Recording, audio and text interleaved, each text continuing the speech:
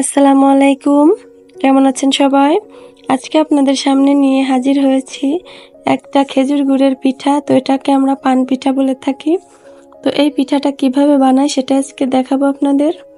তো এখানে 5 কাপের মতো নিয়েছি চালের গুঁড়া, আর এখানে বাদাম নিয়েছি থেতো করে, আর নিয়েছি 1 চা চামচ কালো জিরা, আর এখানে লাগবে খেজুর গুড়, সেটাও থেতো করে নিয়েছি, আর একটা মগে নিয়েছি গরম পানি।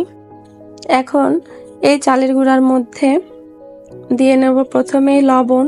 তো আমাদের চালের গুঁড়াটা ডিপ ফ্রিজে ছিল, আগে থেকে আমরা বের করে নিয়েছি। তো এর মধ্যে প্রথমেই লবণ দিয়ে নেব পরিমাণ মতো। তো লবণ দিয়ে তারপরে এর মধ্যে কালো জিরা দিয়ে নেব সেই বাদাম দিয়ে এখন এই শুকনো উপকরণ একসঙ্গে হাত দিয়ে একটু মিশিয়ে নিতে হবে। তারপর দিয়ে নিতে হবে সেই গরম পানি, অল্প অল্প করে দিতে হবে, দিয়ে হাত দিয়ে মাখাতে হবে। এই পিঠাটার আসলে এই মাখানোটার উপর নির্ভর করে পিঠাটা কেমন হবে।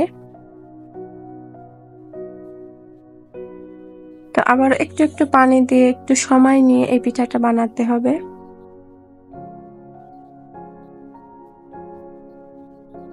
এর মধ্যে দিয়ে নেব 1/2 কাপ ময়দা, তাহলে পিঠাটা সফট থাকবে অনেকক্ষণ যাবত। তো আমাদের কিন্তু অনেকটা সময় ধরে আমরা এই পিঠার ব্যাটারটা তৈরি করেছি। তো এভাবে অনবরত এটা মাখাতে হবে।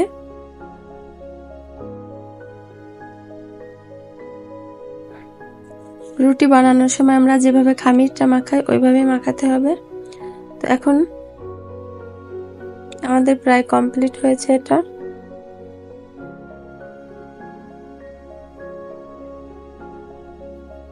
এর মধ্যে দিয়ে নেব গুড়। তো গুড়টাও যেহেতু ফ্রিজে ছিল তাই এর থেকে কিন্তু একটু পানি ছাড়ছে। গুড়টাও থেতো করে নেওয়া হয়েছে, তো এর সঙ্গে ভালোভাবে মিশিয়ে নেব। সম্পূর্ণটাই লাগবে, যে যেমন মিষ্টি খেতে পছন্দ করে সেই অনুপাতে এটা দিতে হবে। তো আমাদের সম্পূর্ণ গুড় দিয়ে পিঠাটা হবে, কোনো চিনি ব্যবহার হবে না।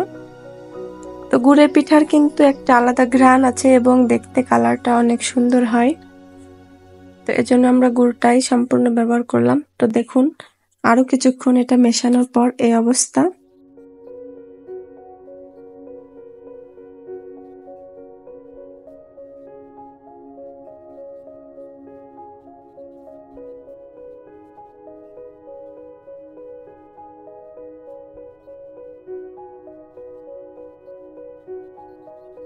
তো আমাদের তৈরি হয়ে গিয়েছে, এখন পিঠা তৈরির পালা। তো কড়াইতে তেল দিয়ে তেলটা গরম করে নিতে হবে।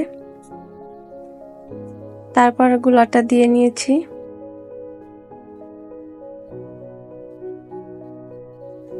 তো এখন পিঠা হতে আর টাইম লাগবে না, দ্রুত হয়ে যাবে।